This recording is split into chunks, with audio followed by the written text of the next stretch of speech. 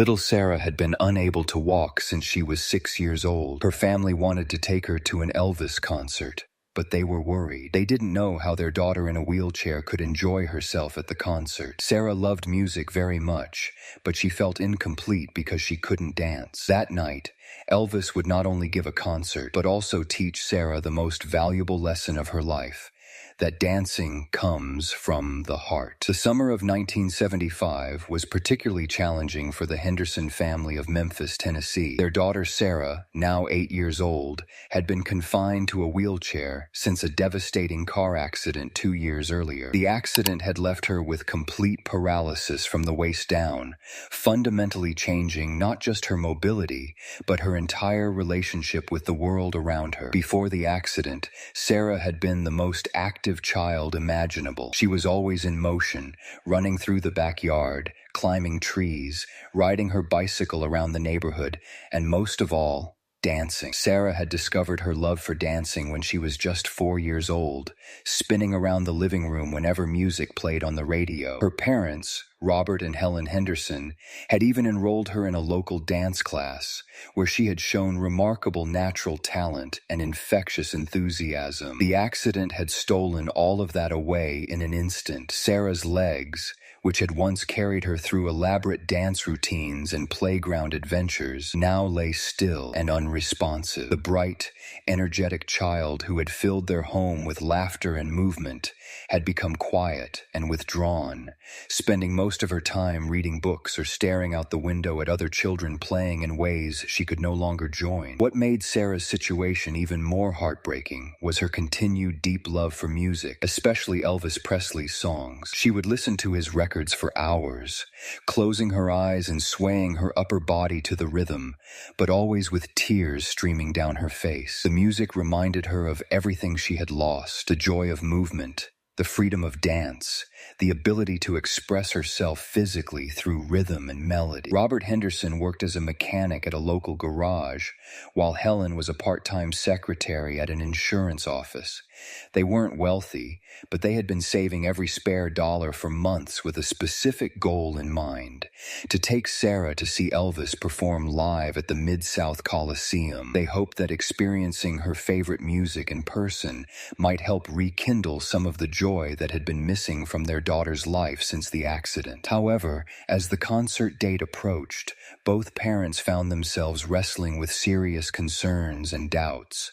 How would Sarah feel being surrounded by thousands of people who could stand, dance, and move freely when she could not? Would seeing everyone else enjoying the music in ways that were no longer possible for her make her feel even worse about her limitations? They worried that instead of bringing her joy, the concert might actually cause her more pain and sadness. Helen had spoken with several other parents of children with disabilities, seeking advice about whether attending such a large, energetic event was a good idea. The responses were mixed. Some parents encouraged them to go, believing that Sarah deserved to experience live music and shouldn't be sheltered from normal activities. Others warned that large concerts could be overwhelming and potentially upsetting for children dealing with physical limitations. The couple had long discussions late into the night, weighing the potential benefits against the possible risks. They could see how much Sarah wanted to go. Her eyes lit up whenever they mentioned the concert, but they also saw the sadness that crossed her face when she watched other people dancing on television or heard stories about concerts from her friends at school. "I just don't want her to feel left out or different," Helen confided to her husband one evening as they watched Sarah listening to Elvis records in her room. "She's been through so much already, but she loves his music more than anything else in the world," Robert replied. "Maybe this could be good for her. Maybe being around all that energy and happiness could help her remember what joy feels like." Ultimately, their decision was made by Sarah herself when they finally asked her directly if she wanted to go to the Elvis concert. Her response was immediate and enthusiastic. "More than anything in the whole world, Mommy. Please, can we go?" Her parents realized that they couldn't let their own fears and concerns prevent their daughter from pursuing something that brought her such obvious happiness. They purchased 3 tickets, including requesting wheelchair-accessible seating, and began preparing for what they hoped would be a positive experience for their daughter. As the concert date approached, Sarah's excitement was palpable, but so was her underlying sadness. She would practice singing along to Elvis's songs, moving her arms and shoulders to the music, but her parents could see the longing in her eyes, the desire to move her whole body, to dance the way she used to express the music with every part of herself. "I wish I could dance for Elvis," she said to her mother one afternoon while listening to Can't Help Falling in Love. "I used to be really good at dancing. Now I can only move my arms." Helen's heart broke hearing her daughter's words. She knelt down beside Sarah's wheelchair and took her small hands. "Sweetheart, you can still enjoy the music. You can still feel it in your heart. But it's not the same," Sarah replied, tears beginning to form in her eyes. "Everyone else will be dancing, and I'll just be sitting here watching." These conversations made Helen and Robert even more nervous about the concert. They began to wonder if they were making a mistake, if exposing Sarah to an environment where her limitations would be so apparent was the right choice. The night of the concert arrived with typical Memphis summer humidity hanging heavy in the air. The Mid-South Coliseum was buzzing with activity as thousands of Elvis fans streamed through the entrance doors. The Henderson family arrived early, wanting to get Sarah settled in her wheelchair-accessible seat before the crowds became too overwhelming. As they made their way through the concourse, Sarah looked around in wonder at the sheer scale of the venue and the number of people. She had never been to an event this large before, and the energy was both exciting and intimidating. Helen stayed close to her daughter's wheelchair, while Robert navigated through the crowd, occasionally asking people to make room for them to pass through. When they reached their seats, Sarah was delighted to discover that they had an excellent view of the stage. The wheelchair-accessible section was positioned so that she wouldn't have to worry about people standing in front of her blocking her view. For the first time in weeks, she seemed genuinely excited without any trace of sadness. "I can see everything, Daddy," she exclaimed, clapping her hands together. "It's so big and beautiful." As the venue continued to fill with people, Sarah watched the crowd with fascination. She saw families, couples, groups of friends, all chatting excitedly about the upcoming performance. Many people were already swaying to the background music playing over the sound system, and Sarah found herself moving her shoulders and arms along with the rhythm. But as the concert time approached and more people began standing and moving around, Sarah's mood began to shift. She watched as people danced in the aisles, threw their arms in the air, and moved their entire bodies to the music. The contrast between their freedom of movement and her own limitations became more and more apparent. "Everyone else can dance," she said quietly to her mother, her voice barely audible over the growing noise of the crowd. Helen reached over and squeezed her daughter's hand. "You can move to the music too, sweetheart. Look how beautifully you move your arms and shoulders." "It's not the same," Sarah replied, the familiar sadness creeping back into her voice. Robert and Helen exchanged worried glances. They were beginning to fear that their concerns about the concert had been justified, that surrounding Sarah with so much movement and dancing would only highlight what she couldn't do rather than celebrating what she could. When Elvis finally took the stage, the reaction from the crowd was explosive. Thousands of people jumped to their feet, cheering and screaming with excitement. The energy in the venue was electric, with fans dancing, singing along, and expressing their joy with their entire bodies. Elvis appeared in his iconic white jumpsuit, sparkling under the stage lights, and immediately launched into C.C. Rider with his characteristic energy and charisma. Sarah was mesmerized by her first sight of Elvis in person. She had seen him on television and in photographs, but experiencing his presence live was something entirely different.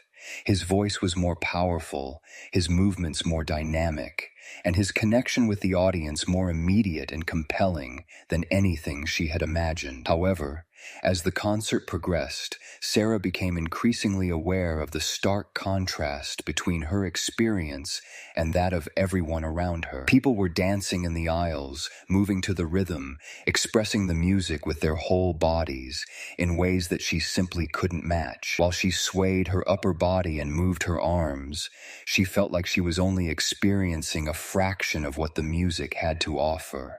During a brief pause between songs, Sarah looked up at her parents with tears in her eyes. "I want to dance so badly," she said, I can feel the music inside me, but I can't let it out the way everyone else can. Helen felt her own eyes fill with tears as she watched her daughter struggle with feelings of limitation and exclusion at what was supposed to be a joyful experience. She was beginning to think that bringing Sarah to the concert had been a mistake after all, but then something unexpected happened that would change everything. Elvis, who had been performing for thousands of audiences over the years, had developed an almost supernatural ability to sense the emotions of individual people in his crowds. He could pick up on joy, excitement, sadness, and need, even among thousands of faces. As he performed Love Me Tender, his eyes swept across the audience, connecting with as many fans as possible. That's when he noticed Sarah. Even from the stage, Elvis could see a young girl in a wheelchair in the accessible seating section. More importantly,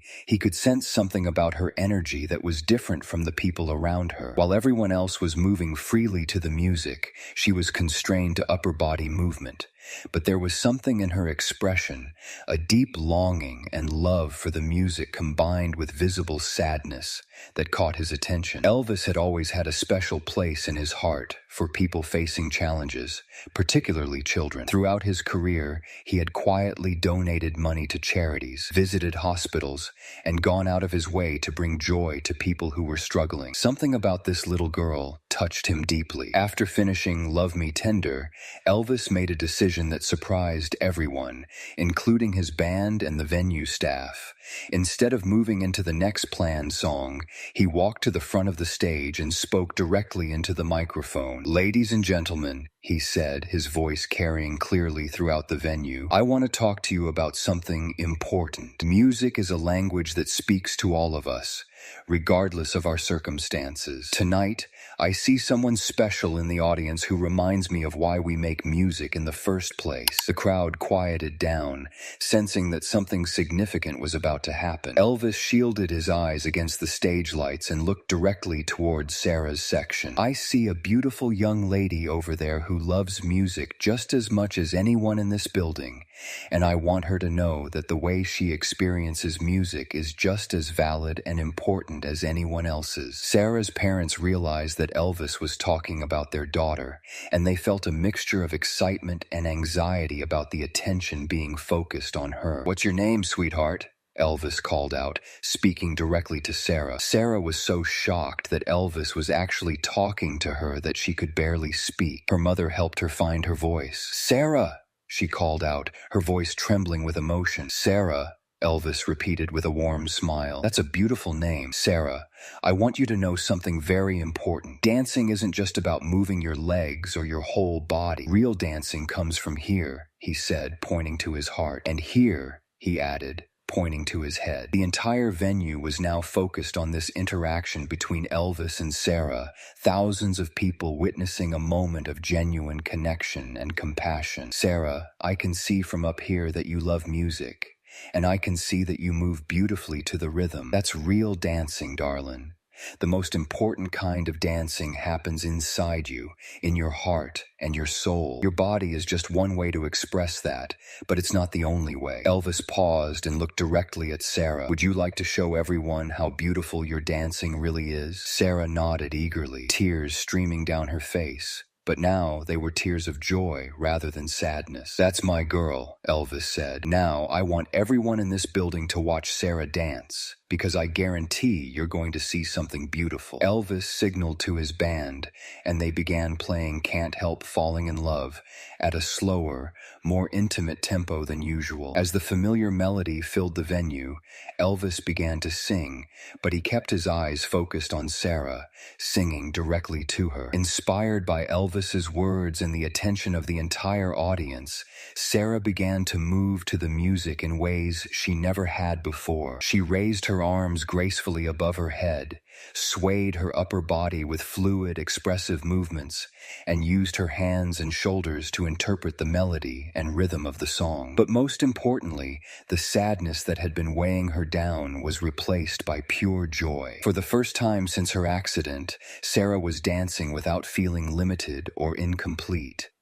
She was expressing the music with every part of herself that she could move, and it was beautiful. The audience watched in complete silence, mesmerized by the grace and emotion of Sarah's movements. Many people had tears in their eyes as they witnessed this young girl's transformation from sadness to joy, from feeling limited to feeling free. Elvis continued singing, but his voice took on an even more tender quality as he watched Sarah dance. He could see the change in her, the way her face lit up, the way her movements became more confident and expressive, the way she seemed to glow with happiness. When the song ended, the entire venue erupted in the most heartfelt applause of the evening. People weren't just clapping for Elvis's performance. They were celebrating Sarah's courage, her beauty, and her dancing. Elvis walked to the edge of the stage closest to Sarah's section. "Sarah, that was the most beautiful dancing I've ever seen, because it came straight from your heart. Don't you ever let anyone tell you that you can't dance, because what you just did was pure magic." He paused and looked out at the entire audience. "I want everyone here to remember what Sarah just showed us. Music and dancing aren't about having perfect bodies or perfect abilities.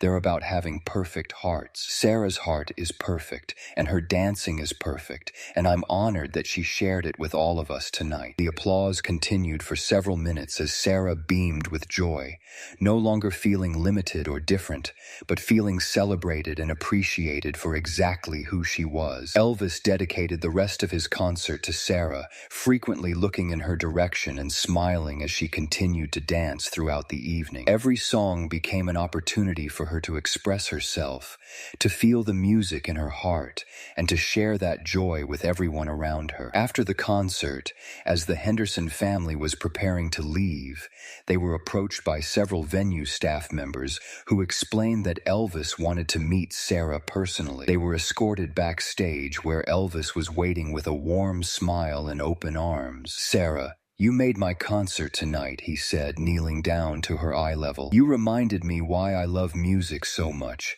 It's not about the performance, it's about the connection, the heart, the soul." He spent nearly 30 minutes talking with Sarah and her parents, asking about her interests, her favorite songs, and her dreams. When it was time to leave, Elvis gave Sarah a special gift, a small, heart-shaped pendant necklace. "This is to remind you," he said, "that your dancing comes from your heart, and as long as your heart is full of music, you'll always be able to dance." The impact of that evening on Sarah's life was profound and lasting. She returned home with a completely transformed perspective on her abilities and her relationship with music. Instead of focusing on what she couldn't do, she began exploring all the ways she could express herself through movement, rhythm, and song. Sarah started taking adapted dance classes, where she learned various techniques for wheelchair dancing and upper body expression. She discovered that there was an entire community of dancers with disabilities who had found beautiful and creative ways to interpret music through movement. More importantly, Sarah's confidence and joy returned. She no longer saw her wheelchair as a limitation, but as simply a different way of moving through the world. She became an advocate for accessibility in the arts, eventually working with local venues to ensure that other people with disabilities could enjoy concerts and performances without barriers. Years later, when Sarah became a professional adapted dance instructor herself, she would tell her students about the night Elvis Presley taught her that dancing comes from the heart. She would share how one person's understanding and encouragement had transformed her entire relationship with music and movement. The story of Sarah and Elvis became legendary in Memphis, passed down through families and shared as an example of how compassion and understanding can change lives. It reminded everyone who heard it that true artistry and expression come not from physical perfection, but from emotional authenticity and genuine passion. Elvis's spontaneous decision to acknowledge Sarah and celebrate her dancing did more than just make one little girl happy. It challenged an entire audience to reconsider their assumptions about ability, beauty, and what it means to truly experience music. For Sarah, that night proved that dreams don't have to die when circumstances change. They just need to be reimagined. The little girl who thought she would never dance again discovered that she had never actually stopped dancing. She had simply been dancing in a different way. The heart-shaped pendant Elvis gave her became Sarah's most treasured possession, a tangible reminder that the most important part of any dance happens not in the feet, but in the soul. And every time she looked at it, she remembered the night when the king of rock and roll taught her that everyone can dance as long as they dance with their heart.